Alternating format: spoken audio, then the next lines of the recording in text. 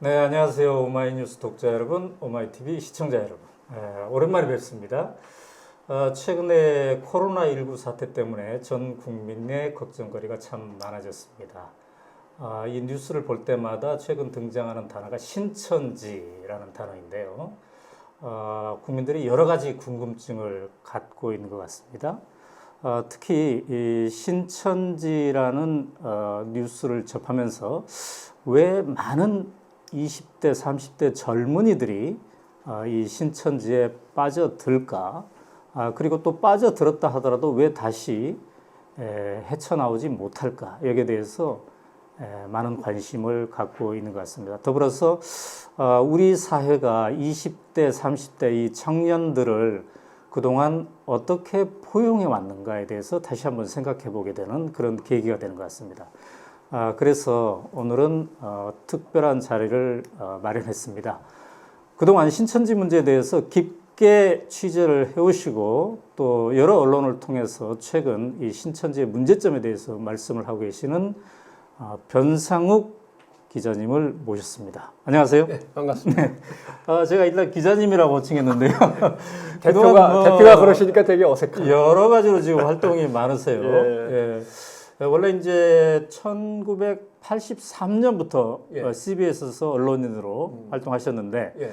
그 후에 이제 계속 대기자라는 이름으로 활동까지 하시다가, 예. 최근에 또 YTN에서 앵커로 네. 계시고, 또 국민대에서는 초빙 교수로 이렇게 계십니다.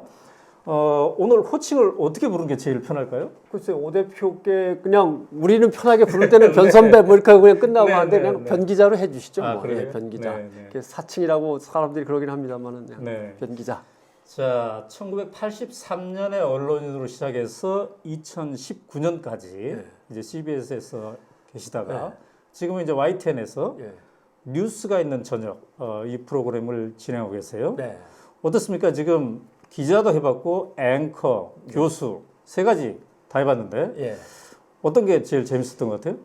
역시 기자가 제일 기자가 좋죠. 제일 재밌습니까? 예, 기자가 제일 좋죠. 네. PD는 제발 나와달라고 맨날 빌어야 되고 네. 교수는 말 안 듣는 학생들 맨날 또 다그쳐야 되고 그다음에 네. 잡무도 많고 네. 기자는 어디 가서 그냥 네. 뭐 누워 자든 뭐 쓰러지든 아니면 뭐 사우나에 가서 그냥 퍼질러지든 간에 네, 네. 자기 기사 자기가 끝내놓으면 네. 누구도 뭐라고 안 그러니까 그래서 요새 이 변상욱 선배님, 변상욱 기자님의 표정이 막 더 빛난 것 같아요. 왜냐하면 코로나19 사태로 신천지에 대한 관심이 높아지고 예. 도대체 왜 이런 현상이 벌어졌을까? 우리 사회가 어떻게 대응해야 될까? 여기에 대해서 많은 주목을 지금 받고 있고 덩달아 지금 이제 바쁘셨습니다. 예.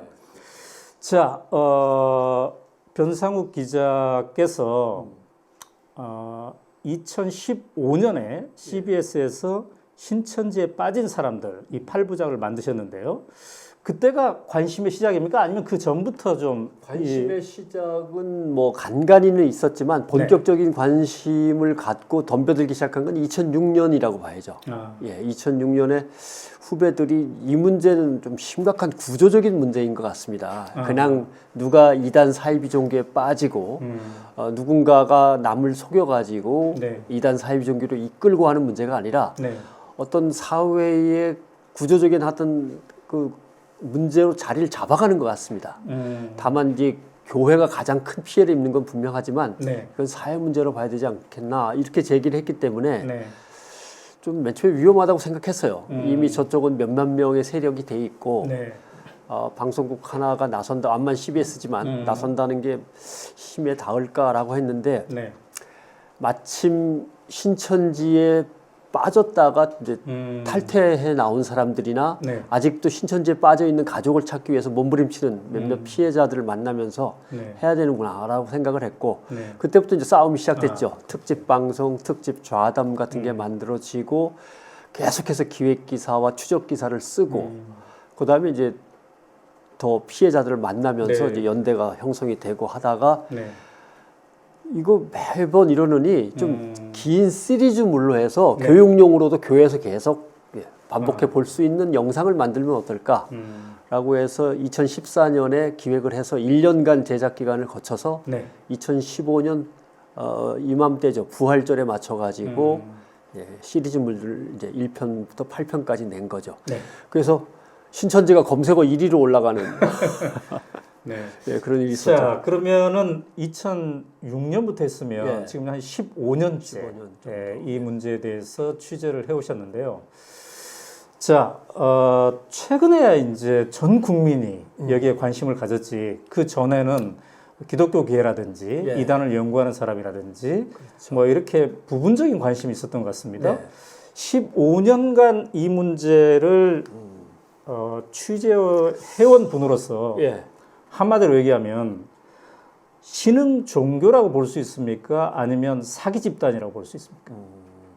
15년을 옆에서 가까이 지내다 보니까 이제 조금 보이기 시작하는데 네.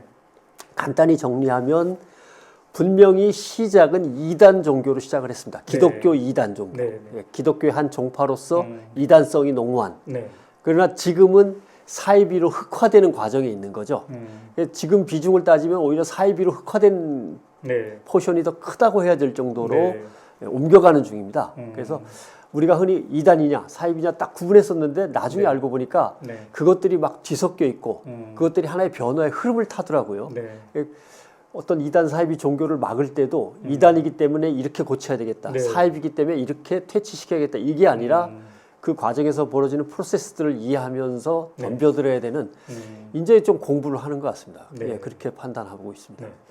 자, 그렇다면은 사이비의 특징. 예.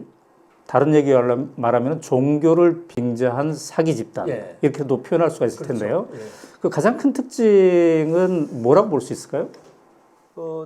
기본적으로 종교는 세 가지 차원의 것들을 갖추려고 애를 쓰죠. 하나는 진선미입니다. 쉽게 아하. 얘기하면. 그래서 어떤 포션이 더 크냐는 뭐 종교마다 다를 수 있지만 네. 기본적으로 진선미를 추구하는 문제란 말이죠.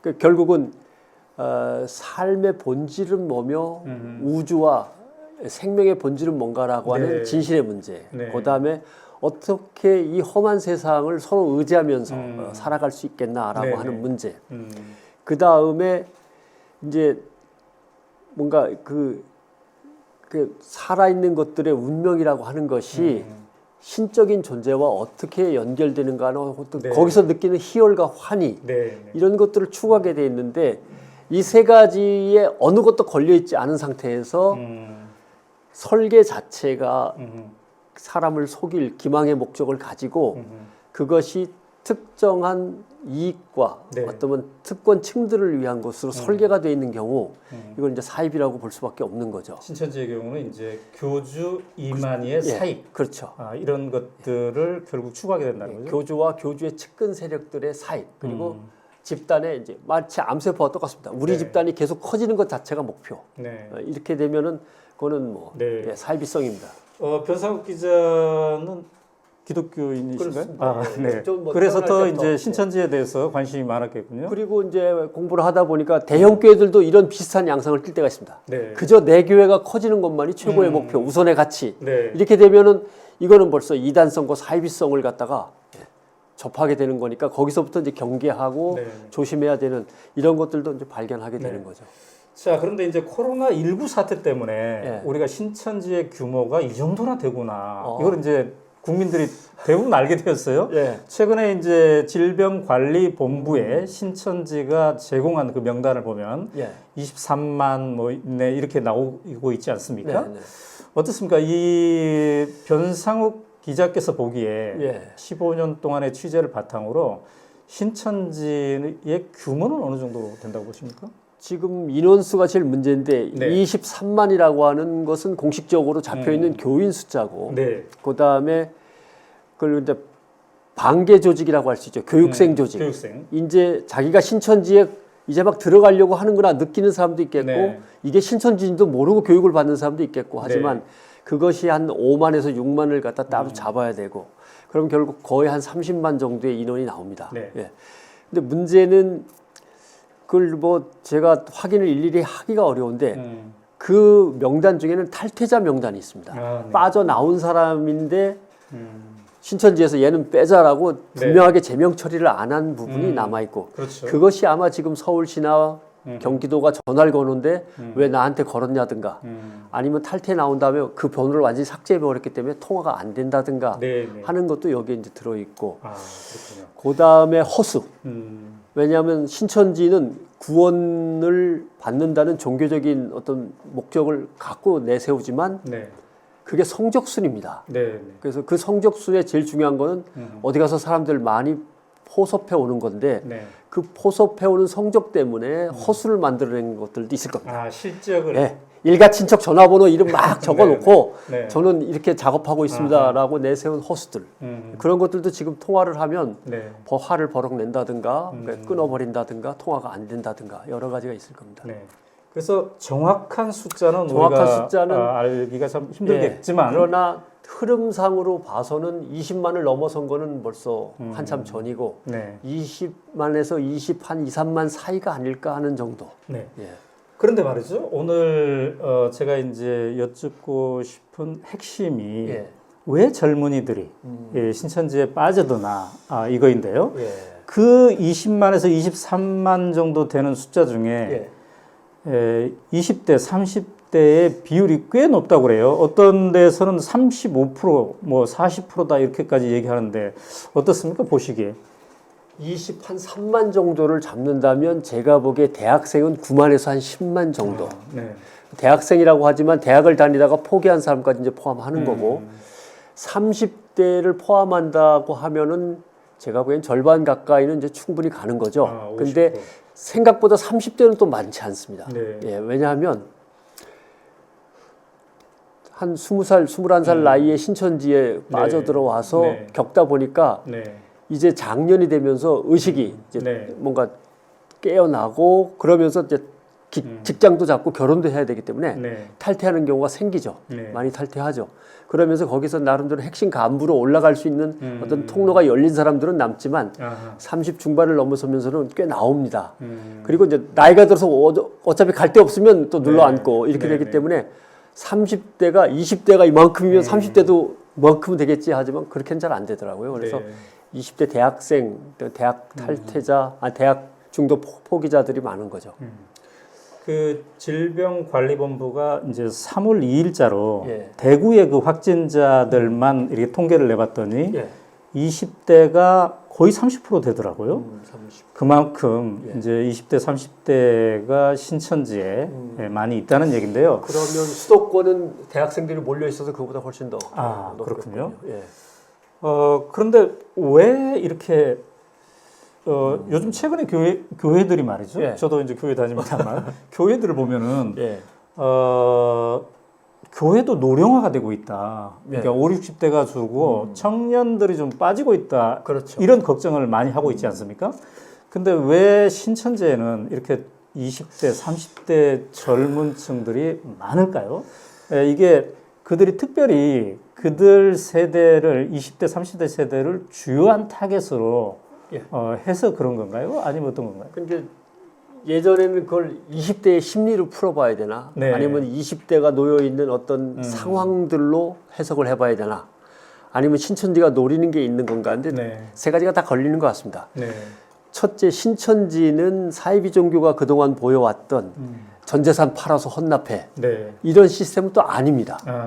오히려 회비를 조금씩 자주 걷는 그런 스타일이기 때문에 20대를 가지고도 유지가 되는 그런 시스템을 갖고 있는 거죠. 그래서 20대를 모으는 거고 또 신천지가 중요시하는 것은 다른 데와 달리 수를 동원한 어떤 권력의 행사 이거에 상당히 또 흥미를 느낍니다. 그러니까 젊은 친구들을 많이 모아서 SNS에 능통하고 인터넷도 잘 다루고 하는 그 능력을 가지고 계속 조직을 굴리는 이런 목적도 갖고 있고 저도 신천지에서 빠져나온 학생들한테 물어봤는데 왜 그랬냐 그러니까 잘 모른대요. 뭐 부지불식간에 막 빨려 들어간 거기도 하고 인간관계 때문에 끌려 들어간 거기도 하고 근데 단 공통적인 건 이제 내 전 인생을 걸고 내 몸을 장렬하게 산화시켜도 아무런 후회가 없는 뭔가를 만났구나. 이때 그 강렬한 느낌은 다 살아있다는 거예요.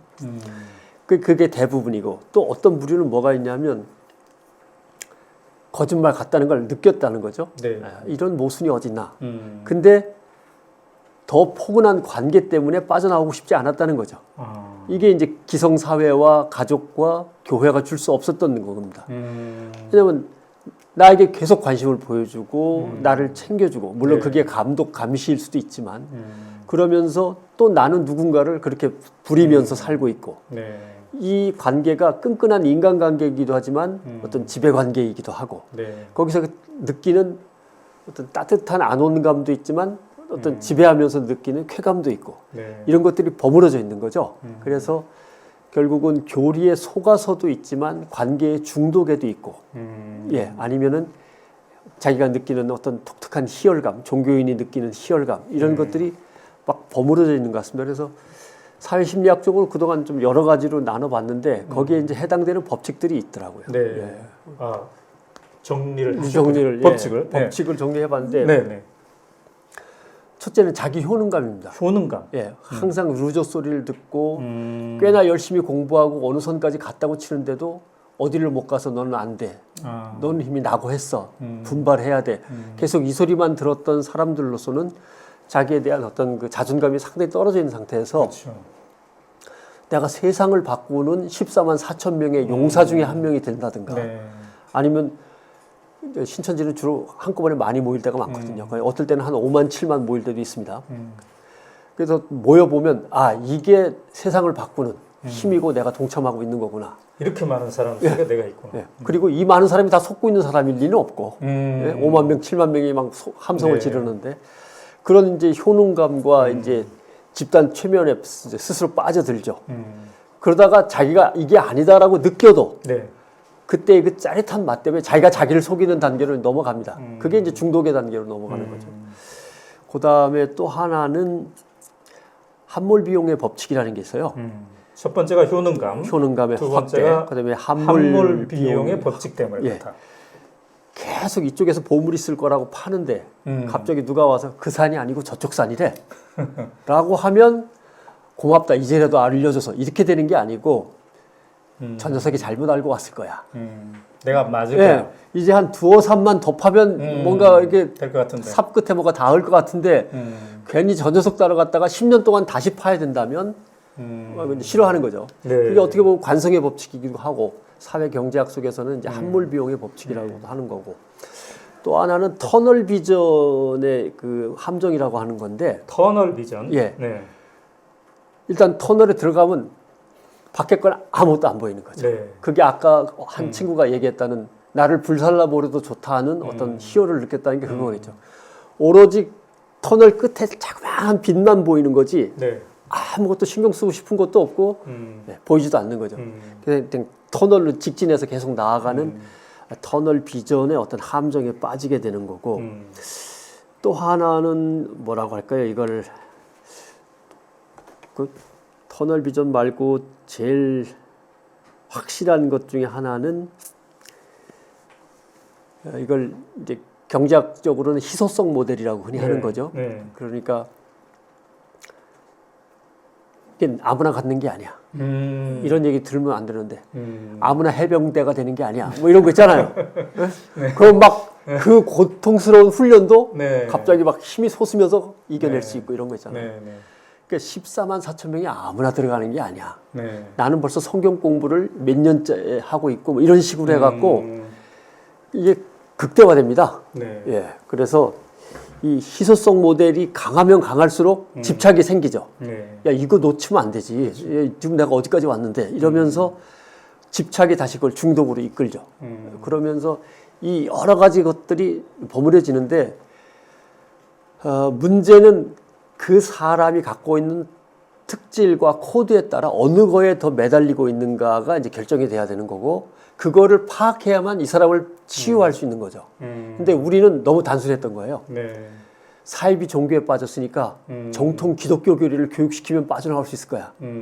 이건 뭐 맨 처음에는 그럴듯하게 들렸는데 너무 황당한 거예요. 그건 성경책을 어느 날 아침에 일어나서 이렇게 확 펼치면서 거기에 동쪽이 좋다라는 표현이 있으면 무조건 동쪽으로 그날은 가는 이런 거나 마찬가지인 거죠. 네. 예, 그래서 그런 거구나 싶습니다.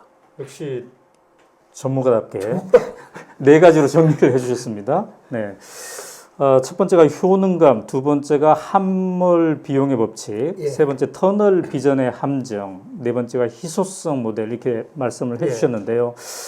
그 중에서 제가 예. 저도 이제 최근에 공부를 해보다 보니까 이 신천지 친구들이 예. 이른바 성경 공부라는 이름으로 정식 신도가 되기 전에 예. 무려 6개월 정도의 긴 기간 동안 그렇죠. 엄청나게 공부를 하더라고요. 예. 일주일에 4번, 월요일과 화요일, 그 다음에 목요일과 금요일, 예. 무려 4번, 하루에 3시간. 이렇게 한 교육받아야죠. 6개월 정도를 계속 그 성경 공부라는 이름으로 저녁 시간에 교육을 받는단 말이죠. 이거 보통 사람이 해내기 힘들잖아요. 엉덩이가 가벼운 사람들 해내기 힘들고. 그러니까 이 정도의 공부를 해내려면은 예. 뭔가 그 정도의 이른바 품성이 있는 사람을 타겟으로 해야 될 것 같은데 그렇죠. 어떤가요? 실제로 죄송합니다. 이런 말을 언론에서 쓰면 안 되지만 쓰면 안 되는 거라. 약간 날티가 있는 사람들은 여기 안 빠집니다. 아, 예. 순수하고 오히려 오히려 열정에 나름대로 이렇게 끓어오르는 열정을 그냥 어떻게 발휘할 수가 없어서 네, 그냥 묶어두고 있는 사람들 네, 또는 발휘하고 있는 사람들이 빠져드는 거지 정말 놀기 좋아하고 네, 뭔가 감각적이고 흥미진진한 세상의 흥미를 느끼고 막 재미나게 활동하는 사람들은 잘 못 빠져듭니다. 근데 지금 말씀하신 거 전 단계가 있습니다. 네, 맨 처음에는 신천지인 걸 완전히 속이고 접근해서 인간적으로 끈끈하게 맺어지는 단계가 먼저 있고 그게 복음방 단계. 복음방 전 단계입니다. 복음방도 전 단계. 전 단계. 네. 그 다음에 복음방으로 한번 가볼래라고 하는 단계. 그래서 복음방에 가서 그게 3개월입니다. 네, 3개월간의 이 사람의 심성과 심리적인 약점 같은 걸 다 파악하고 이 사람을 어떻게 신천지로 끌어들이는가를 팀플레이를 통해서 연구를 한 다음에 그 사람에게 안성맞춤인 걸 계속 제공하면서 네, 네. 이 사람을 3개월 동안 끌어들이면 3개월 끝 과정쯤 가면 혹시 신천지라고 들어봤니란 말이 처음 등장합니다. 네. 예. 그 다음에 신천지에서 하는 무료 신학교가 있는데 거기 한번 가서 성경을 제대로 배워보지 않을래? 지금까지 배운 걸로 얼마나 좋으냐? 네. 더 훌륭한 걸 배울 수 있다. 이렇게 해서 들어가는 곳이 지금 말씀하신 6개월 단위의 센터 과정의 신학교입니다. 그래서 센터 과정의 신학교 6개월을 마치고 네. 성경 구절을 한 100개는 달달달 외워야 될 겁니다. 그래서 필기시험에 합격하고 네. 이 친구를 받아들여야겠다 그러면 사는 곳이 어디냐고 묻고 해당되는 지파와 팀을 정해줍니다. 네. 네. 그걸 갖다 입교 단계라고 하는 겁니다. 네. 네.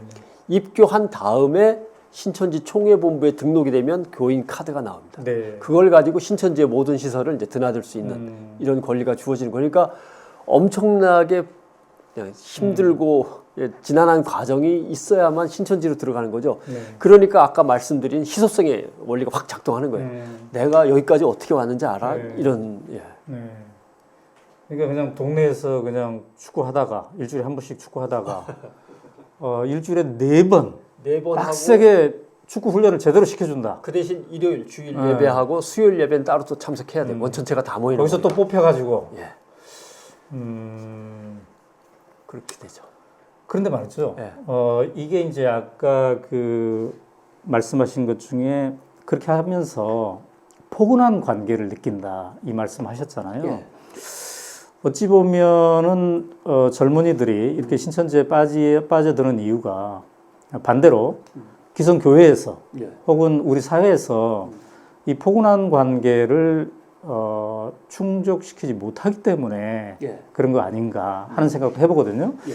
그러니까 요새 뭐 3포 시대니 5포 시대니 이렇게 얘기하면서 매우 치열한 경쟁, 그 다음에 각자 도생의 사회 예. 이런 곳에서 누군가 나에게 매우 친밀하게 다가가는 그렇죠. 그런 게 좀 작용하고 있지 않은가 싶거든요. 그건 뭐 상당히 정확하게 지적해 주신 거라고 봅니다. 교회의 관계를 보시면 네. 이게 슈퍼마켓 시스템이에요. 왜냐하면 교회는 하나의 신앙의 공동체로서 서로가 서로를 보살피고 서로에게 의지가 되고 하는 이런 관계로서 건축물로 따지면 벌집과 같은 구조거든요. 벌집에 그 칸칸이 네. 서로 이렇게 의지해 주듯이. 근데 이게 완전히 슈퍼마켓 구조예요. 나와서 자기가 필요한 거 막 뒤져서 가지고 나갈 때 목사님한테 계산하고 나가는. 그러니까 결국 대면 관계라고 하는 건 목사와 각각의 신도들의 대면 관계만 이루어지지 목사는 사실은 설교해 주면서 네. 리더해 주는 역할이지 주인도 아니고 지도자도 아닌 거거든요. 그게 교회의 본질이거든요. 네. 근데 평신도 서로가 의지하고 믿음의 공동체로 하나의 사회를 꾸려나가고 그것이 이제 어떤 정의와 공평함과 사랑과 자비로 묶여지면서 그게 하나님 나라의 건설로 가는 거라고 생각하지 않고 네. 국적은 대한민국으로 돼 있지만 또 다른 내 마음속에 나라가 정해져 있고 그 나라를 가기 위해서 매진해야 된다라고 하는데 교회는 요 그림을 희미하게 보여주고 끝난단 말이죠. 근데 신천지는 보다 분명하게 보여주는 거죠. 네. 14만 4천 등 안에 들면 너는 제사장 지배계급이 되고 네 밑에 성적이 조금 나쁜 친구들은 중인계급 나머지는 노예계급이 돼갖고 네가 얘들을 이렇게 부려먹으면서 살 수 있어.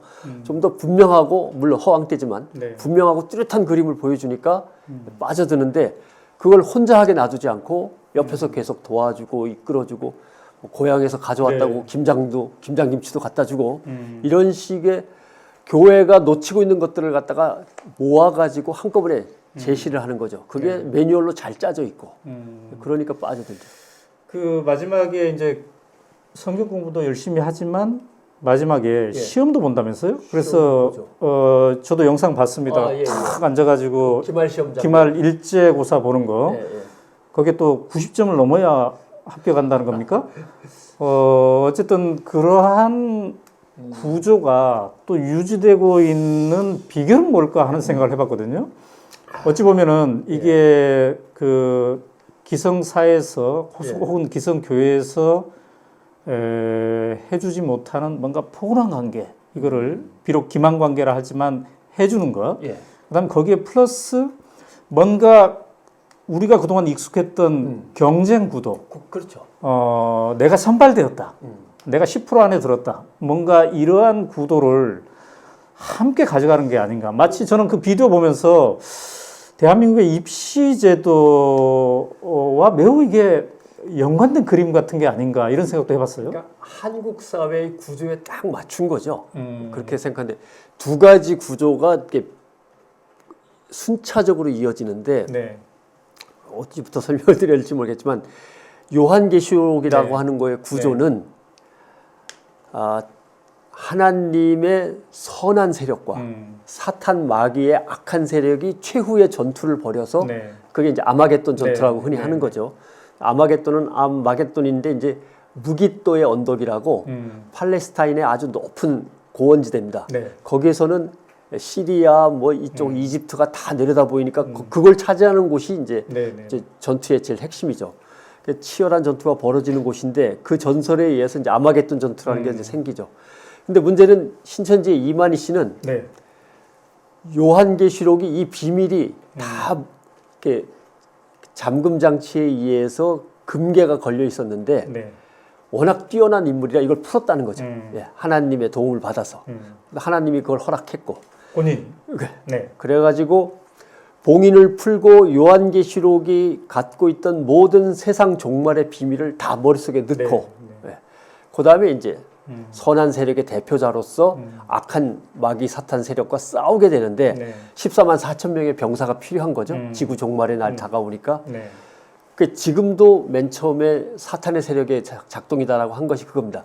내가 선한 판도라의 상자를 열어가지고 새로운 이제 하나님의 힘들이 솟아나니까 마귀들이 전 세계에 있던 마귀들이 이제 몰려들어서 한반도에서 뻗어나는 이 기운을 막으려고 한다라고 하는 이거는 마치 한국과 조선과 일본, 한국과 일본 어떻게 해야 될지 모르겠지만 그 지배에서 해방되는 그 상황을 얘기하기도 하고 공산주의와 민주진영의 싸움에서 공산당이 집어먹었다가 민주주의가 주변의 도움을 받아서 뚫고 나가는 그런 것도 연상케 되는 거고 하면서 이제 그 하나의 이제 구도를 형성을 하는 거고 그 다음에는 14만 4천 명을 그러면 어떻게 모읍니까? 라고 했는데 모으는 게 아니라 지금 커졌잖아요. 그러니까 등수로 나누는 거죠.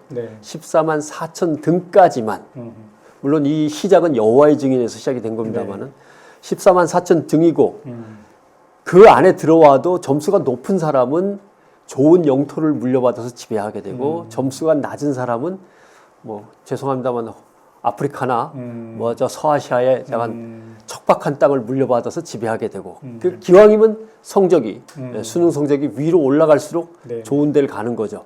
그러니까 결국은 한국 역사 속에서 펼쳐지는 사회 구조의 변동에다가 계속 뜯어 맞춥니다. 그걸 교리의 변개라고 합니다. 네. 업데이트 시키는 거죠. 예. 근데 이제 그 이러저런 기사를 제가 보다 보니까 예. 그 안에 들어가서 제대로 전도를 못하고 하면 예. 뭐 얼차례도 시키고 그럼요. 그렇다는데 그런 건 또 군대 문화를 또 닮은 것 같아요. 그 다음에 비밀 포교 이런 거는 국정원 문화를 닮은 것 같기도 하고요. 예, 그러니까 뭐 한국 사회 축소판이긴 한데 빛의 군대라는 게 있었습니다. 네. 그러니까 지금 말씀하신 교회에 몰래 숨어 들어가서 온갖 눈치를 다 봐가면서 자기를 네. 감추고 임무를 수행해 내야 되는데 네. 그냥 되는 건 아니다. 음, 해병대 특전사에 버금가는 훈련을 해야 된다. 네. 라고 하면서 어디부터 어디까지더라. 아무튼 한강을 갖다 한 바퀴 빙 도는 정도의 훈련을 시킵니다. 네. 그것도 잠재우지 않고. 그래서 한 명이 숨지는 사고가 있었습니다. 아, 그래요? 예.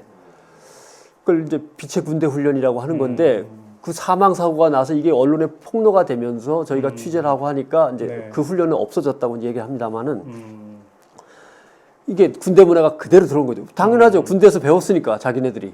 예. 그래서 지금 말씀하신 군사 문화도 그 안에는 가득 담겨 있고 처벌과 징계가 엄청 많습니다. 글쎄요. 네. 그래서 실제로 신천지 간부로 뭐 20, 30년을 있었다고 해도 봉급은 얼마 안 됩니다. 그럼 가족을 부양하면서 어떻게 그 봉급으로 네. 유지할 수 있었나를 물어보니까 네. 처벌과 징계와 점수제로 돼 있으니까 뇌물도 심했던 겁니다. 잘못을 했는데 뇌물을 바치고 갖고 빠져나간다든가. 네. 이건 완전히 옛날 우리 사립학교나 공립학교도 마찬가지지만 학교에서의 촌지하고 비슷한 겁니다. 네. 예, 점수를 올리기 위해서 탈락되지 않기 위해서 서로가 서로에게 자기 윗사람들에게 피라미드 구조 속에서 뇌물을 갖다 바치고 향응을 베푸는 이런 구조까지 갖춰져 있어서 한국 사회의 모순들이 어떻게 보면 집약되어 있는 그런 형태죠. 근데 이제 아까 그 저는 여러 가지 문제가 다 포함되어 있지만 제일 핵심 중에 하나가 예. 포교의 자유는 있다 할지라도 그거를 예. 자신의 신분, 목적을 좀 명확하게 드러내놓고 예. 전도를 하는 게 기본이라고 생각하거든요. 근데 이 신천지 같은 경우에는 자신의 신분을 속이는 거잖아요. 그렇죠. 그것도 수개월간. 이 문화는 어떻게 해서 거기에 핵심이 되었을까요? 맨 처음에 우리가 기억하는 전도관 신앙촌이라는 게 있습니다. 네, 네. 뭐 나이가 어느 정도 있는 네, 세대들은 바로 알겠습니다만은 거기에 이제 박태선이라고 하는 교주가 자기가 나이가 5,700살이라고 하면서 네. 예, 자기가 이렇게 안수한 물을 마시면 머리가 좋아지고 병이 싹 낫는다고. 네, 네. 예. 그랬던 그 밑에서 이제 이만희 씨가 네. 배웠거든요. 네. 그 다음에 이제 장막성전이라고 하는 지금 과천 서울대공원 자리입니다만은 거기에 운막집을 짓고 신앙촌 생활을 하던 1969년 11월 1일 날 지구가 불바다가 되면 멸망하고 장막성전에 들어온 사람만 구원을 받는다던 네. 그 유재열의 장막성전에도 있었고 네. 또 중간에 통일교로도 잠깐 넘어가서 통일교회도 한 2, 3년 정도 머물렀습니다. 그 다음에 이제 재창조교회라고 하는 또 사이비 종교 집단 하나 만들었다가 지금의 신천지를 만든 거거든요. 그러니까 그동안 자기가 경험치기에 의해서 가장 잘 먹히는 속이는 방법들을 이제 터득을 했는데 네. 그거를 발휘하려니까 문제가 생겨요. 네. 어떤 종교가 거짓을 말하고 가르치는 종교가 존재할 수 있겠습니까? 글쎄요. 그래서 성경책에서 모략이라는 단어를 찾아냅니다. 성경책은 전쟁과 막 피비린내 나는 네. 역사가 다 기록되어 있으니까 네. 모략도 있고 뭐도 네. 있고 다 있죠. 거기에서 모략이라는 단어를 끄집어내서 거기에 이제 교리를 만드는데 신천지라는 조직을 위해서 그다음에 신천지가 이룰 14만 4천 명의 어떤 역사를 위해서는 거짓말은 허용이 된다. 또 폭행이나 폭력 등 불법한 일들도 얼마든지 용납된다라는 기본 모략 교리를 만들죠. 네. 예. 근데 거기서 한 또 똑똑한 친구가 아이디어를 낸 것이 그러면 길에 가서 길 가는 사람을 붙잡고 속이느니 사람들이 많이 모인 곳에 가서 한꺼번에 속여서 데려오면 훨씬 더 효율적이지 않겠느냐. 그게 교회가 된 겁니다. 그 작업이 1999년부터입니다. 정확하게. 네. 1999년부터 모략이라는 교리에 의해서 그러면 교회로 숨어 들어가서 교회에서 혼란을 일으키고 물을 흐린 다음에 사람들을 빼내는 방식을 쓰자. 한 명씩 빼내는 거는 이삭 줍기. 쪼갠 다음에 그룹으로 데리고 오는 건 산 쪼개기. 네. 그 다음에 지도부를 내쫓고 교회를 차지하는 방식도 있지 않냐. 효율적으로 나가자면. 그건 산 옮기기. 네. 산을 통째로 신천지로 옮겨놓는다는 뜻이죠. 그래가지고 그 세 가지 방법에 의해서 교회 공략이 시작됩니다. 그러면서 이제 교회와의 전쟁이 이제 시작되는 거죠. 네. 그래서 그 모략이라고 하는 기본 교리가 지금 계속 작동하고 있습니다. 그게 명단을 내놨는데 거짓말로 내놓고 다시 내놓으라니까 조금만 더 내놓고 조금만 더. 중국에 아무것도 남아있는 건 네. 없다라고 하다가 중국에 있긴 있는데 우한에만 없다라고 하다가 우한에도 있는 게 들통나니까 이제 그다음에 또 무슨 말이 나올지는 모르지만 이게 거짓말은 결코 부끄러운 일이 아닌 거죠. 그런데 말이죠. 저도 이제 그동안 사회생활 해보면서 예. 자신의 신분을 속이고 예. 저를 이제 저한테 접근한 만난 사람들이 이제 더러 있었어요. 지금 이제 기억을 해보면은 그 집단들이 누구냐면 주로 국정원에 근무하는 사람들. 그들의 명함 보면은 무슨 뭐 문화센터에 근무한다, 무슨 뭐 회사, 상무, 공사. 네, 그렇게 하는데 두세 번 만나보면은 뭔가 좀 이상해요. 그래서 나중에 파보면 국정원에 근무하더라고요. 그래서 아까 제가 이 신천지의 이 비밀 포교가 국정원 문화도 이게 함께 가져온 거 아닌가라고 질문했는데 그런데 말이죠. 신천지에 빠져드는 사람들이 이제 어느 정도 단계를 지나가면 내가 그동안 속아왔었구나. 원래 신천지였는데 이들이 나에게 그동안 이렇게 친절하게 접근해왔네. 그걸 딱 아는 순간이 있지 않겠습니까? 그때 다시 빠져나와야지. 이 생각을 왜 못할까요? 물론 빠져나온 사람도 있겠지만 사실 빠져나온 사람들이 상당히 많습니다. 네. 예. 네. 그런데 그렇게 빠져나온 사람들은 더 이상 뭐 문제를 삼고 싶지도 않고 그 기억을 떠올리고 싶지도 않아요. 너무 창피해. 잠깐이라도 속았던 게. 네. 예. 잠깐이라도 속았던 그 기억이 너무나 부끄럽고 약간 수치스러운 거죠. 네. 꺼내지도 않고 있어서 그렇지 지금의 신천지 숫자보다 훨씬 많을 겁니다. 왜냐하면 빠져나온 사람들. 한 15년 쭉 지켜볼 때 네. 평균을 대충 내자면 3만 들어가고 2만 빠지고 이런 식이죠. 그러니까 늘어나긴 늘어납니다. 계속 3만 끌어들이고 한 2만 빠지고 지금은 뭐 어떻게 되는지 모르겠습니다만 최근에는 늘어나는 숫자가 더 컸던 거죠. 그러니까 그렇게 20몇만씩 확 부풀어 올랐던 건데 빠져나오는 순간에 용기를 내서 빠져나온 사람 정 때문에 약해서 네. 그 다음에 심리적으로 자기가 그렇게 못났다는 걸 정말 인정하고 싶지 않은 사람들도 있더라고요. 네. 그래서 그냥 관성의 법칙으로 그냥 남아버리는 사람들도 있고 그 다음에 주변에 이미 돌아갈 수 없는 여건이 돼버린 사람들 집을 나왔고 집을 나올 때 등록금도 몇 학기째를 받아갖고 나와가지고 다 신천지에 이미 갖다 썼고 네. 그러니까 집에 돌아가기는 자존심이 너무 상한 사람들 이런 사람들도 있고 해서 돌아가지 못하는 이유는 상당히 여러 가지 있습니다. 또 일부는 지금 한국 사회가 엄청 변화의 속도가 빠르잖아요. 네. 1년만 딴짓해도 낙오돼갖고 고생하는데 3년, 5년, 10년, 15년을 신천지에서 머물다 보면 이미 사회의 속도하고는 완전히 달라진 세상이거든요. 근데 말이죠. 그 청년들이 신천지에 들어갔을 때 뭔가 그래도 뭐 점심값도 있어야 되고 저녁값도 있어야 되고 차비도 있어야 되고 그러잖아요. 일부는 가출도 하고 그런다는데 또 합숙을 하고 그런다는데 이 청년들은 그러면 뭘로 생계를 유지하나요? 어떤 데 보니까 청년들이 벤처 기업을 만들기도 하고 조그마한 규모의 뭐 장사를 하기도 하고 또 지자체 사업을 따내기도 하고 그렇다는데 맨 처음에는 신천지에서 알바를 시켜줬습니다. 왜 교주의 설교를 그대로 필사하면 뭐 10,000원씩 이렇게 해갖고 이제 그게 한 몇 년간은 3년, 5년 정도는 그런 식으로 알바를 주는데 인원수가 늘어나면서 그렇게 줄 수가 없습니다. 왜냐하면 새로 들어온 사람이 늘어나니까 그 사람들한테 줘야지 하면서 잠깐 그런 알바가 있다가 이제 떠밀려 나죠. 그래서 한 달 내내 그런 새벽부터 밤까지 그런 일을 하거나 인터넷을 잘하는 친구들은 댓글 부대 노릇을 네. 하거나 그다음에 이제 음악 잘하는 친구들은 뭐 음악 활동을 하거나 하면서 한 달에 받은 돈이 5만 원이라 그러더라고요. 5만 원. 그 어떻게 살았냐 그러니까 네. 1,000원짜리 김밥을 사인펜으로 표시를 해서 3등분 해가지고 네. 아침, 점심, 저녁으로 나눠 먹으면서 그러면 3만 원 아닙니까? 30개. 네.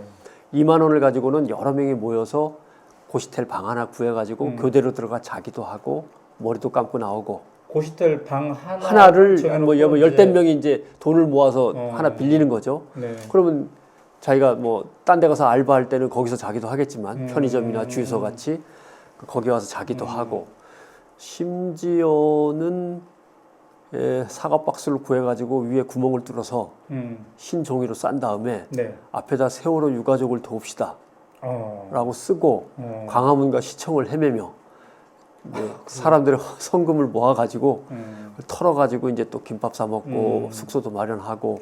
그러니까 그렇다면은 굉장히 이제 경제적으로는 궁핍한 상태에서 그렇게 돈이 정 역할을 하는 궁핍하면 집에 잠깐 들어갑니다. 집에 그럼 부모들은 너무나 고맙고 기특해서 먹여주고 또 용돈 주죠. 네. 그럼 또 나갑니다.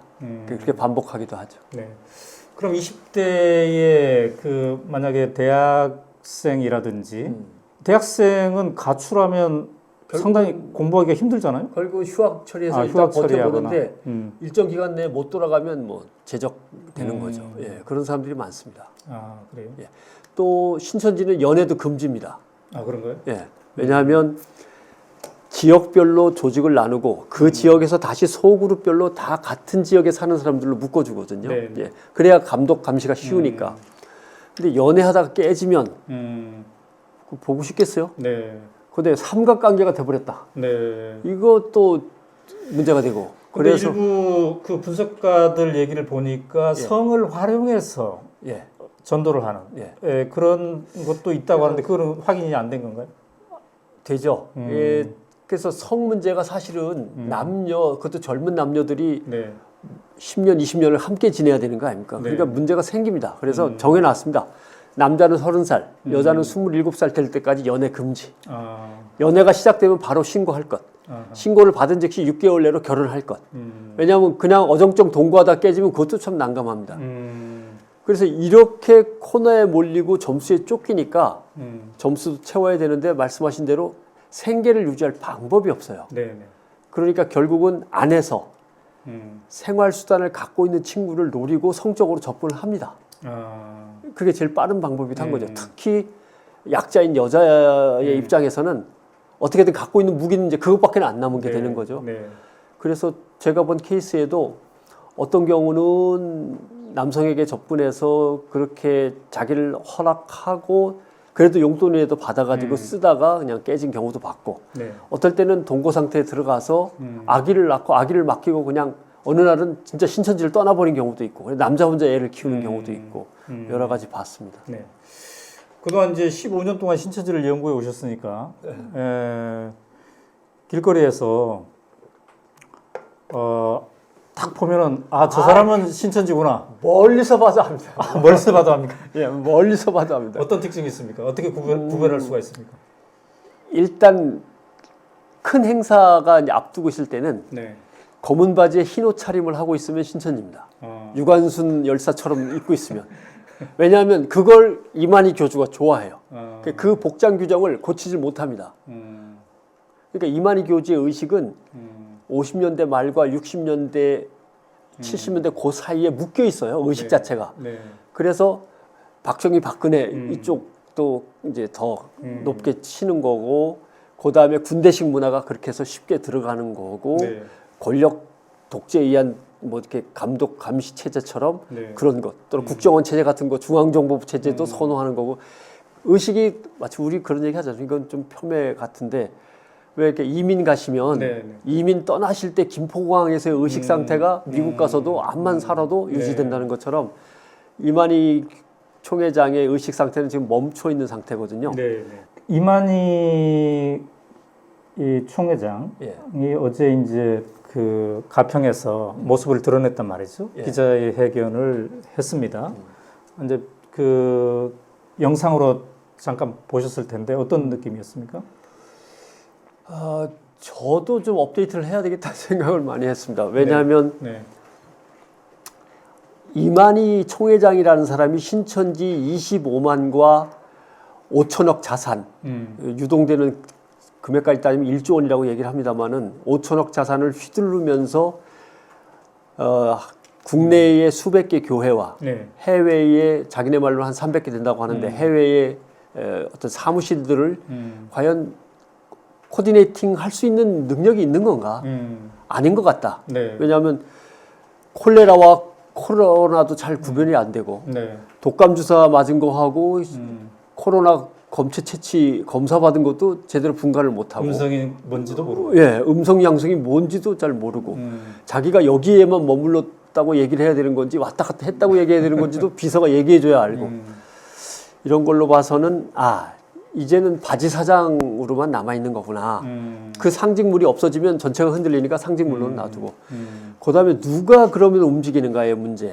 그래서 저희는 이만희 총회장의 두 번째 부인이 공금을 횡령해서 도망갔을 때 네. 상당히 상심해서 그 이후로는 남들을 만나지 않고 측근들만 옆에 뒀습니다. 그게 한 서너 명 정도. 네.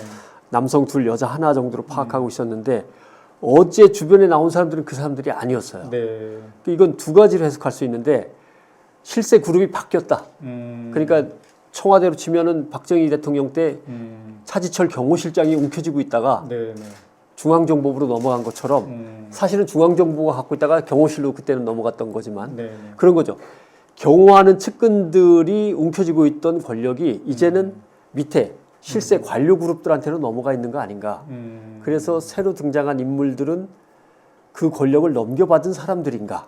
이게 첫 번째 가설이고 두 번째 가설은 정말 실세여서 내가 거기까지 나가서 얼굴을 들이밀고 얼굴을 노출시킬 필요 없어. 니들이 나가서 해. 라고 뒤에서 버티고 있는 건가. 둘 중에 하나를 이제 선택해서 접근해야 될 때가 된 것 같은데 제가 보기에는 전자 같았습니다. 어제 같아서는 전자 같았습니다. 예. 네. 이만희 총회장이 바지 사장이 아닌가 이런 표현을 쓰셨는데 사실 이제 89세잖아요. 그렇죠.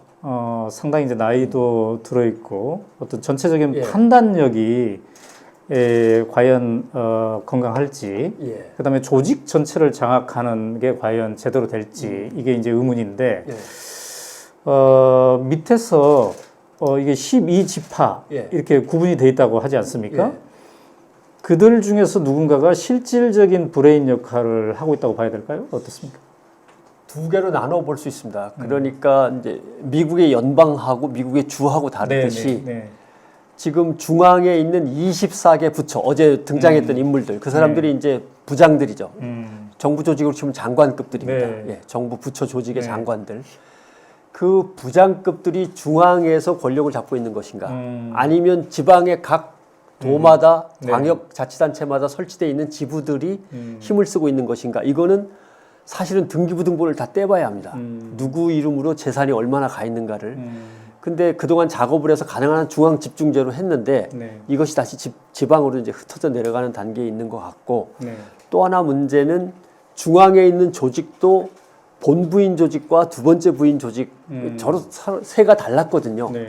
근데 요새 예전에 낙오됐다 다시 복귀하는 그 흐름을 보면 본부인이 세를 얻어가고 있습니다. 두 번째 부인은 횡령해서 나갔었으니까 본부인 중심으로 지금 뭉쳐지고 있다라고 하는 걸 느낄 수 있고 각 지역 책임자들과 24개 부처 중앙 책임자들 중에 과연 독립할 사람들은 누구고 본부인한테 붙을 사람은 누구고 다시 돌아온 두 번째 부인한테 붙을 사람은 누군지 지금 치열한 내부 각축전이 있는 듯한 느낌입니다. 자, 지금 이제 처음 듣는 사람들은 잘 모를 텐데요. 본부인, 두 번째 부인, 그다음에 또 이제 그 김남희 씨라고. 김남희 씨가 두 번째 부인. 김남희 씨를 이렇게 호칭하는 거군요. 네. 그 김남희 씨는 왜 이만희 총회장에 대한 비리를 폭로한다고 최근에 유튜브에 막 이랬을까요? 사실은 김남희 씨는 십몇 년 전에 탈퇴를 하고 나갔습니다. 그걸 이만희 씨가 붙잡고 어떤 권력을 주겠다고 약속한 다음에 다시 눌러 앉혔죠. 그것이 새로운 프로젝트와 국제관계 프로젝트를 도맡아 하는 역할이었습니다. 그래서 일정 시점, 그게 한 2010년쯤을 본다면 그 이후에 새로운 사업들은 다 김남희 씨와 김남희 씨 측근들이 이루어낸 사업들입니다. 그래서 본부인은 그때까지는 유천순이라는 사람이 있었거든요. 그래서 큰 행사에 나올 때 보면 대통령과 퍼스트레이디가 앉듯이 네. 이만희 총재와 유천순 본부인 이렇게 앉았었는데 어느 날 본부인은 올라앉지 못하고 셋이 같이 앉게 되다가 갑자기 김남희만 등장하고 본부인은 사라집니다. 그러다가 이제 김남희 씨가 어떤 관계인지는 모르지만 돈을 횡령을 했다라는 오해를 받으면서 또는 횡령을 일부 했는지 그건 뭐 네. 법원에서 밝혀야 될 문제입니다만은 신천지를 탈퇴해 나갔죠. 그러면서 신천지에서는 김남희 씨는 배신자라고. 네. 근데 그때까지의 신천지에서의 그 가르침은 이만희와 김남희는 영혼의 부부다. 영적으로 맺어진 부부다라고 했습니다. 근데 도망쳤던 김남 씨가 다시 복귀를 하면서 네. 육적인 부부다. 왜 영적인 부부라고 뭐라고 하느냐. 우리는 분명한 육적 부부다. 사실혼 관계였다라고 네. 폭로를 하면서 상속을 노리는 거죠. 예. 사실혼 관계도 상속이 가능하니까 네. 이만희 씨의 어떤 나이가 계속 많아지면서 네. 이제는 상속권이 누구한테 갔냐의 문제가 떠오를 것 같으니까 본부인과 자기도 사실혼 관계의 부인으로서 이제 맞서는 거고 네. 그 다음에 자치 분리 독립을 꾀하던 한 몇몇 지역장들이 있습니다. 이 네. 지역장들은 부인들한테 붙어야 되나 계속 내가 하던 식대로 분리 독립을 해야 되나 이렇게 지금 꾀를 내고 있고 이미 작은 조각으로는 15개 정도가 나가서 네. 신천지 노릇을 하고 있습니다. 아, 그 중에 제일 강력한 게 이만희 씨의 영빨이 다 끝났고 자기에게로 영빨이 건너왔다고 주장하는 새로 언약한 신천지, 줄여서 새천지라는 게 있는데 새천지가 가장 강력한 현재는 독립 세력입니다. 그러면 새천지는 신천지를 비판하고 있나요?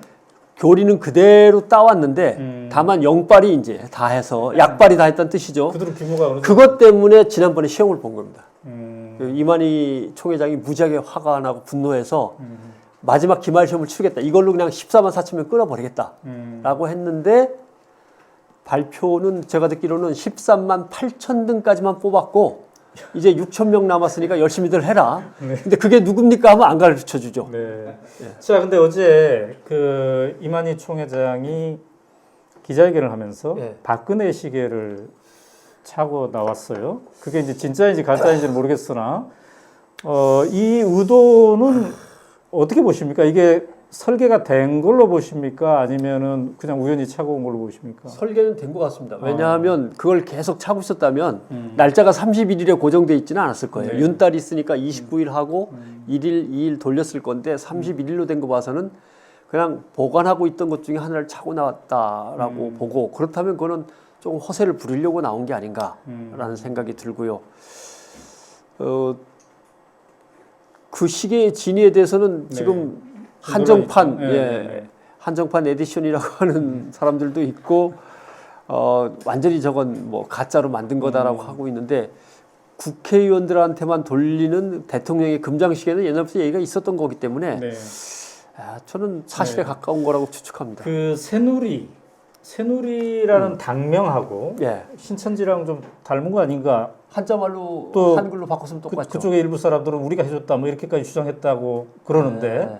그게 사실인지 아닌지 모르겠으나 그쵸. 그러나 또 최근에 그 후계가 되는 당에서는 또 고발까지 하지 않았습니까? 그 아니다 그러고 그게 왜 그러냐면 저희들도 나섰지만 이제 신천지에 반대하는 단체들이 생기면서 신천지에 대해서 불법성을 계속 지적하는 고소 고발이 이어집니다. 폭로 네, 기사도 이어지고 그러면서 신천지가 새로 하려는 작업들이 자꾸 막힙니다. 일단 집을 짓는 것부터가 불가능합니다. 네. 종교단체로서. 네, 네. 근데 그냥 건물을 올렸다가는 세금도 내야 되고 많잖아요. 이제 종교시설로 지어야 되는데. 그걸 뚫으려니까 정치권의 뒷배가 필요했습니다. 그래서 2007년에 17대 대통령 선거가 있을 때 네. 모든 신도들한테 당원 가입서를 내주면서 한나라당으로 가입하라 라고 했는데 그게 탈이 났습니다. 왜냐하면 모든 신도들한테 다 돌려버리니까 탈퇴한 사람들, 탈퇴를 마음먹은 사람들이 그걸 빼돌려가지고 다 제보하고 이러면서 정치권이 오히려 깜짝 놀라가지고 거리를 두는 그래서 그 다음에 한나라당에서 새누리당으로 당명을 바꾸기 직전에는 네. 간부들만 당원에 가입하도록. 근데 이게 정치권으로서는 상당히 심각한 문제인 게 생각해 보십시오. 신천지가 과천시장 자리를 노리고 있었습니다. 네, 네. 거기가 본부가 있으니까. 신천지 신도 중에 5만 명만 주민등록을 과천시로 이전하면 과천시장 되는 거는 상당히 쉬운 문제입니다. 그럴 수도 있겠네요. 더군다나 여당 공천을 받는다면. 네, 네. 그 작업을 하다 물론 언론에 발각돼 갖고 쫓겨났습니다만은 그런 목적을 위해서 일단은 당원에는 가입이 꽤 돼 있어야만 됩니다. 그래서 간부들 중심으로 당원에 가입을 시켰는데 네. 그때 마침 한나라당이 탈이 나면서 새누리당으로 이제 바꾸려고 당명을 공모를 했죠. 네. 그래서 여러 개의 당명이 가안으로 공모전에 추천이 돼서 그걸 심사하는 과정에서 새누리가 됐습니다. 네.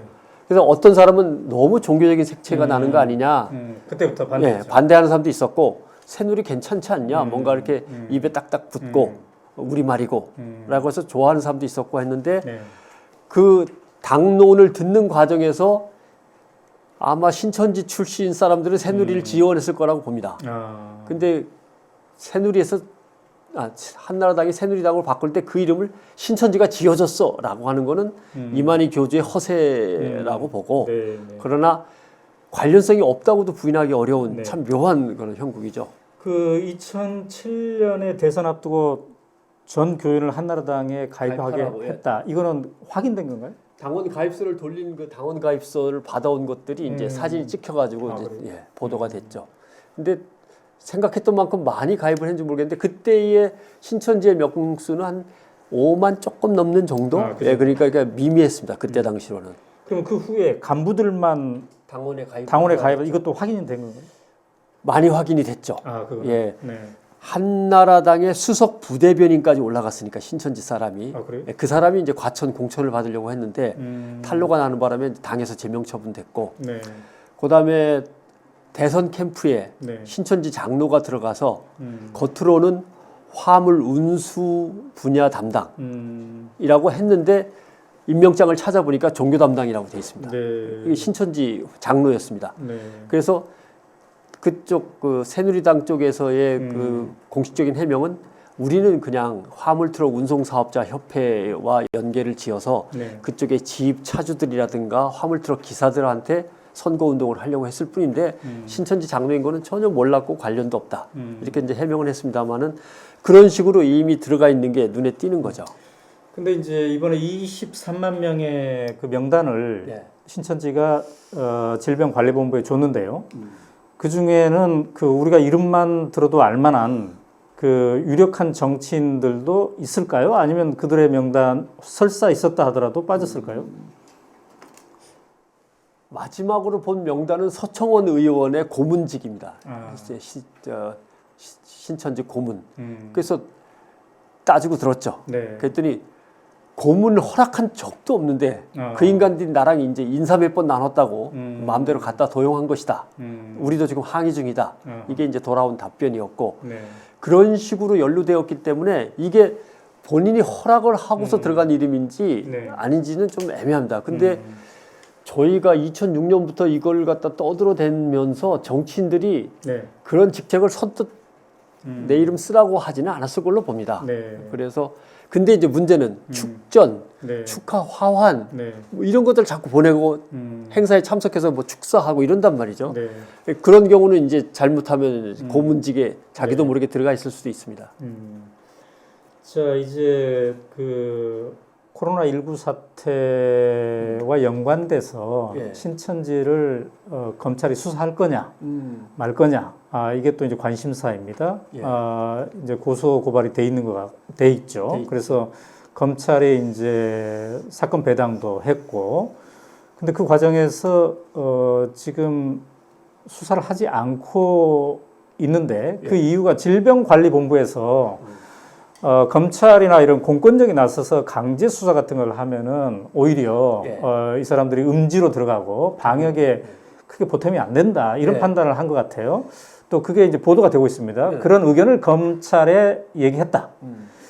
어떻습니까? 그 전문가로 보시기에 질병관리본부의 판단에 대해서는 어떻게 생각하십니까? 지금 강제 수사를 강조할 때가 아니다. 지금은. 신천지 신도들의 반응을 보면 억울하다, 네. 분노해서 이게 싸워야 된다. 네. 순교하겠다. 이제 이런 반발들도 있고. 네. 아, 총회장이 직접 나서서 큰절까지 하는 척하면서 모략을 쓰시는 거 보니까 이게 이제 그 얘기하시던 환난의 때가 다가왔구나. 잘 속이면서 넘기기만 하면 된다라고 네. 하는 사람도 있고, 정말 신천지 거짓이었구나 회의를 느끼는 사람도 있고, 여러 가지로 나뉘는데 검찰 수사가 시작된다 그러면 숨어들 가능성은 얼마든지 있습니다. 다만 지금 어느 정도의 검사는 이루어졌기 때문에 네. 14일 이제 거의 지나가지 네, 않습니까? 그렇기 때문에 굳이 지금 강압적인 수사를 해서 마저 숨어들게 할 거냐, 아니면 앞으로 다시 또 경계가 허술해질 때 또 모일 거 아니냐. 네. 그럼 또 중국 지부도 또 뭐 나름대로 다시 네. 부활시키거나 이럴 거고, 이 바이러스 사태 같은 경우는 어쩌면 3년, 5년 간격으로 또 올지도 모르는데 뭔가 이때 확실하게 잡아놔야 되는 거 아닐까 생각하는 사람도 있고. 근데 두 가지 문제가 있는데, 일단은 압수수색 영장을 받기가 참 힘듭니다. 아하. 예. 어떤 범죄의 목적을 가지고 어떤 범죄 의도가 있는 사람들을 조직을 해서 네. 어떤 계획을 짜서 실행에 옮겼는가에 대한 뚜렷하지는 않더라도 대체적인 윤곽을 제시해서 범죄가 소명이 되어야 네. 법원이 압수수색 영장을 내줄거나 인신구속 영장을 내줄 텐데, 검찰로서는 아마 지금으로서는 자신이 없을 겁니다. 다만 차라리 그러면 조금은 별건처럼 보이지만 우회해서 네.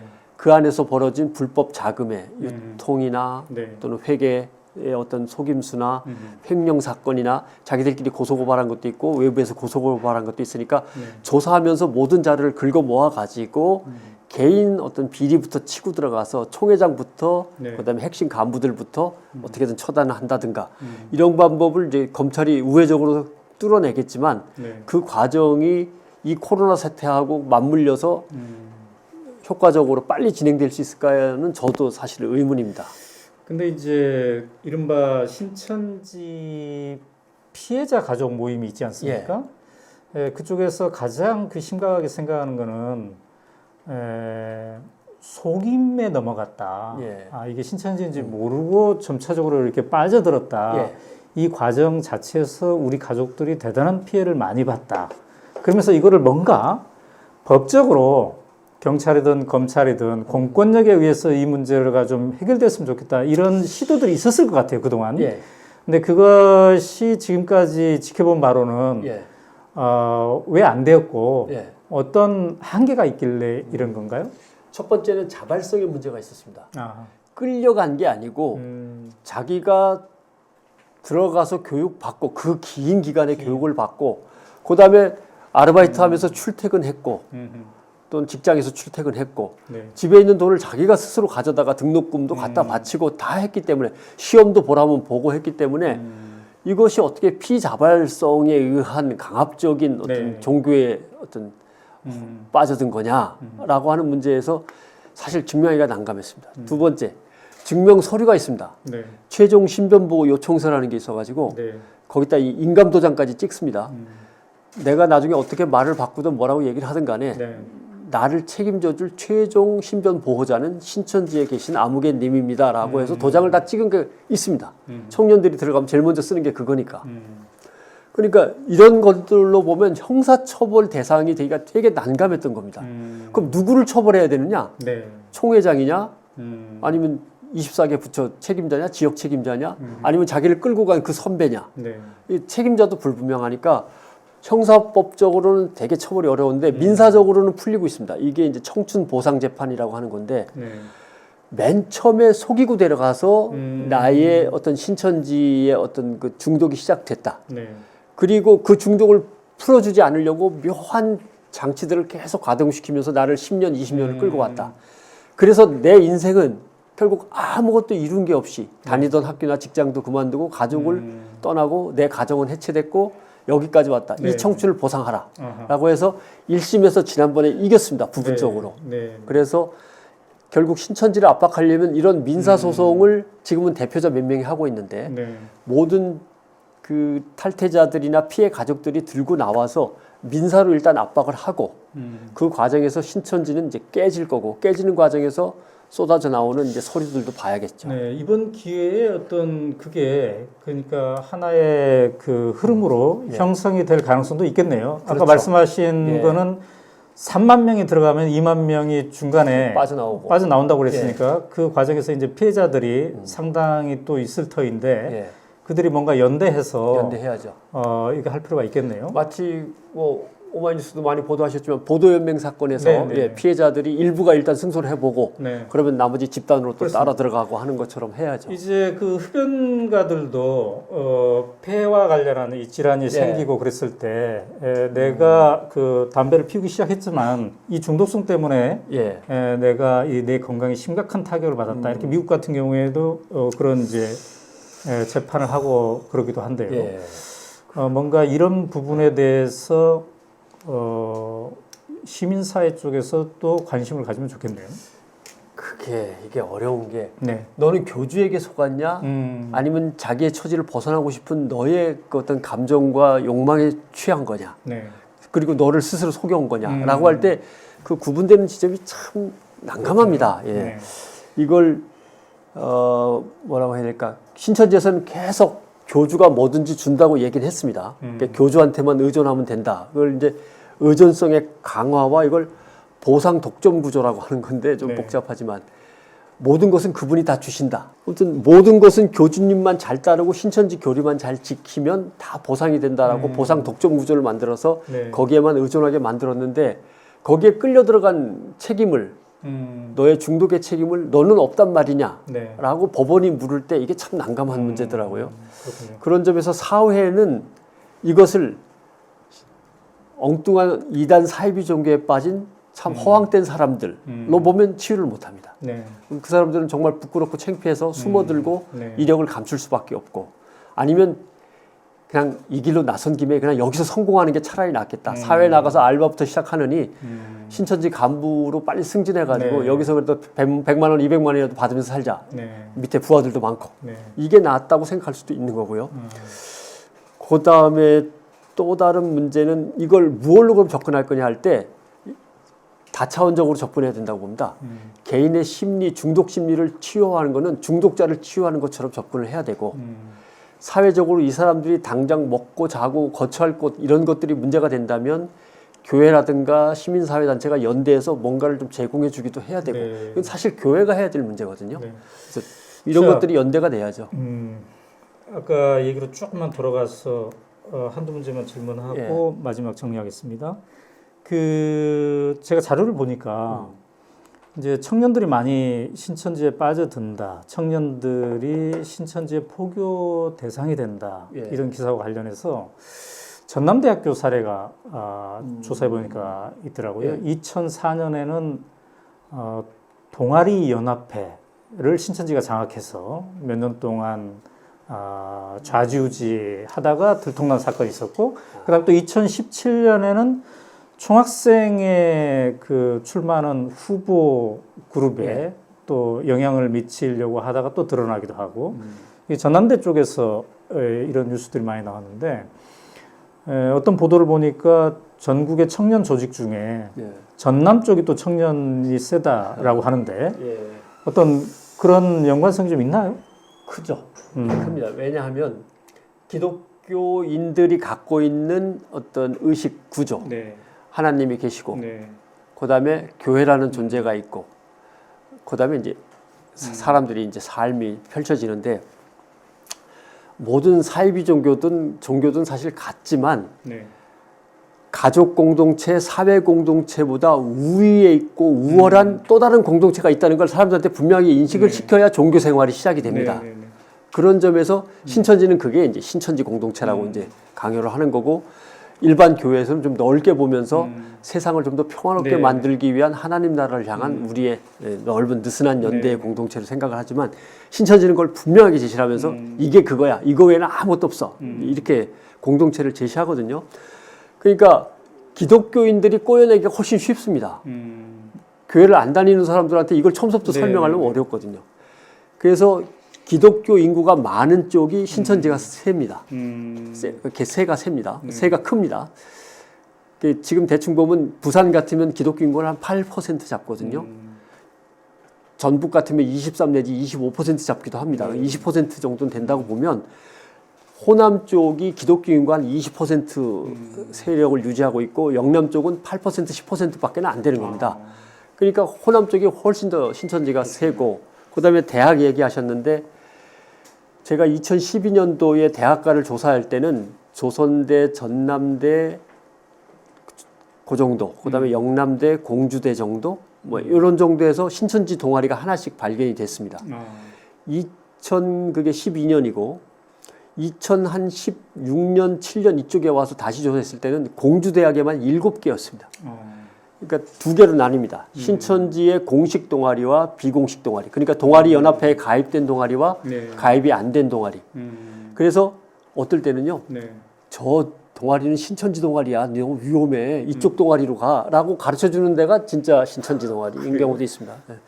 그래서 위장 동아리와 공식 동아리를 갖다 놔두고 그다음에 학교 안에 있는 동아리 연합회 동아리와 학교 밖에 카페 같이 만들어 놓은 비공식 동아리가 또 있고 해서 신입생들은 거의 진짜 밥입니다. 밥. 예, 뭐 어떻게 피해가도 걸리게 돼 있어요. 그런 정도로 대학가에 널리 퍼져서 동아리 조직을 운영하다 보니까 나중엔 동아리 연합회 회장을 뽑는 선거에서 신천지 동아리가 여러 개니까 표수가 나옵니다.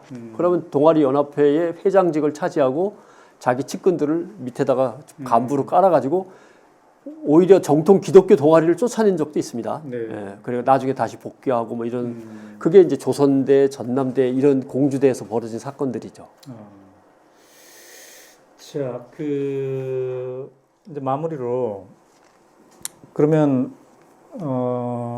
이 문제에 대한 국민적 관심이 코로나19 사태에 대한 걱정 이것과 함께 이제 시작이 됐는데요. 그렇다 하더라도 이게 우리 사회의 근본적인 여러 문제를 제기하고 있는 것 같습니다. 20대, 30대 이 청춘들이 의지할 곳이 어디인가에 대한 질문 이것과 연관되어 있는 것 같은데요. 두 가지로 나눠서 한번 했으면 좋겠습니다. 일단은 첫 번째는 기성교회가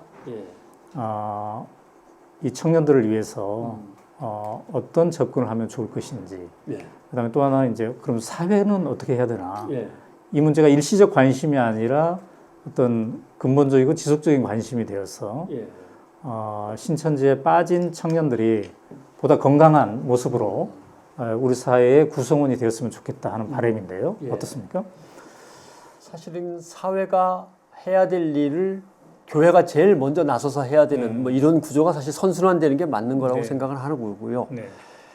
첫째는 이번 사태를 계기로 국민들이 이해해 주셨으면 하는 것 첫째는 사실은 신천지 사람들도 전염병이나 재난이나 아니면 가난에 있어서 가장 먼저 국가의 조력을 받아야만 될 권리가 있는 국민의 한 사람이라는 건 분명히 인식해주고 특히 감염병에 있어서 방역이라고 하는 거는 국민 누구도 여기에서 뭐 벗어날 수 없는 권리자들입니다. 그거는 이해를 해주시고 두 번째 위험이 어디로 집중되는지를 좀 봐주셨으면 좋겠습니다.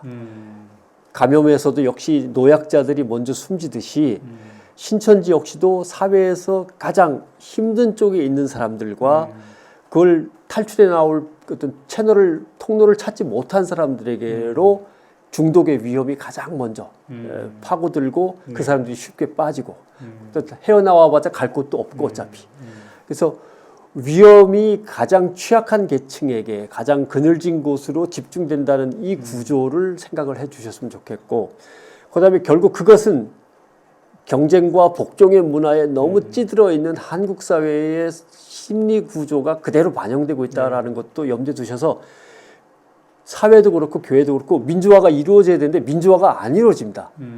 누군가 카리스마 있는 지도자한테 모든 걸 다 갖다 바치고 그 명령 체계 속에서 벗어나는 건 또 이단시하고 죄악시하는 이 체계 속에서 벗어나야 되는데 그 민주화를 교회가 빨리 해줬으면 좋겠다라고 하는 거죠. 그러니까 신천지에 빠진 상들 중에 대다수는 다 교인들인데 교회에서 민주적인 합의 절차나 또는 어떤 지도자와의 어떤 대등한 관계 속에서의 자리매김 같은 게 전혀 훈련되어 있지 않은 사람들이 그냥 신천지라고 하는 더 강력한 약에 취해가지고 넘어가는 거거든요. 그래서 내부의 민주화나 인간적인 어떤 그 사회의 모습을 갖추는 문제 이런 것들이 우리 사회가 고민할 지점이 아닌가 생각을 하죠. 네. 근데 이제 이 신천지 문제가 이슈가 되면서 기존의 교회의 그 문제점도 이제 지적이 되고 있습니다만, 그러나 또 기존의 교회가 가졌던 건강성, 예. 이것들이 또 도매금으로 폄훼되는 그런 문화도 함께 있는 것 같아요. 예.